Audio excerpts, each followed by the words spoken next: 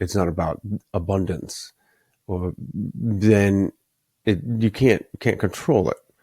You can't. It will slip away from you. Can you explain a little bit more about how that works? What do you mean by that? Yes. What I learnt from writing all those messages from money, which also makes sense to me as a human being, is that we know somewhere inside ourselves what feels about right for us.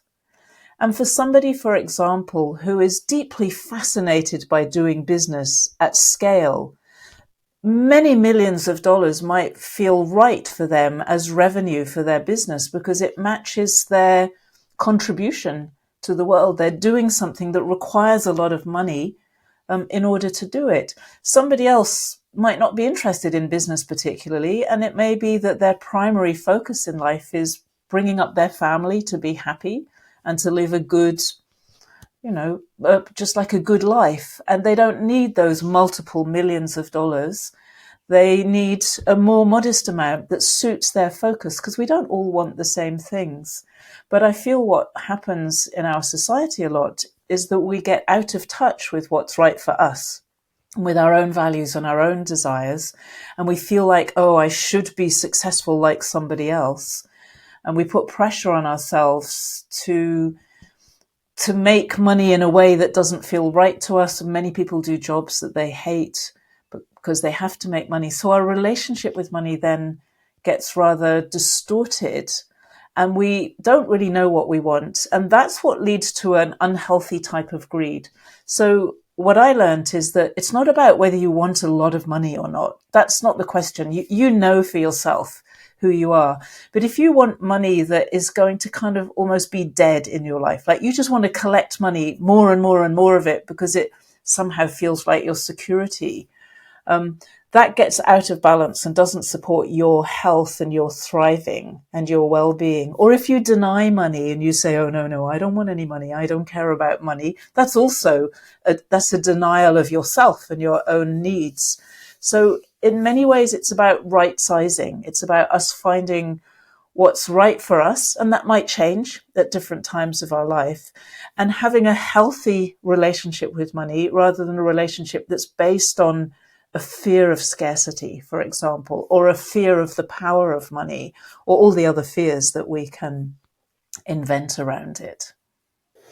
How do we heal this relationship? How do we turn around those uh, thoughts and the words we say that, there's a negative connotation in the speech we use?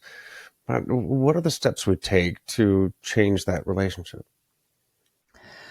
The first step that we must take is change what we know and think about money, because it would be very difficult to change the relationship with money if you just continue thinking the same things about it. That's not really possible. So part of the problem is that we have grown up with all these ideas about money that I actually think are very inaccurate. I found that when I learnt about money in this way, that came from these messages, if you like, these letters. I like the way you call it a letter from money. What I learned is that it's something rather different from what we've learned. So we've learned that money is scarce, and our economy is based on scarcity. Money is actually, the energy of money is very abundant, in fact. And we don't need to put the constraints around us that we often do. It's actually safe for lots of people to want lots of money.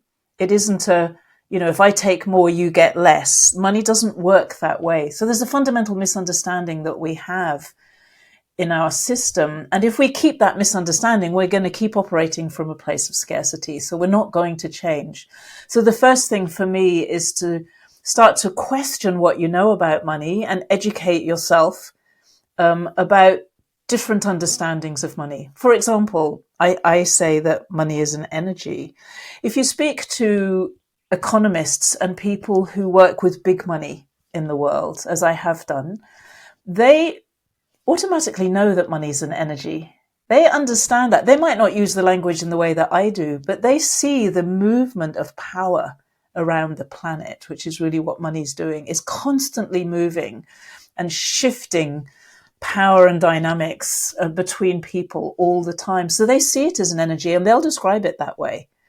But most people don't. They've never thought about it like that. So when we start to open up our thinking and learn about it, we start to change what we believe, and that starts to change things. And then the other thing that I think is essential, and my book teaches all the way through, is that we need to find out how to relax about money.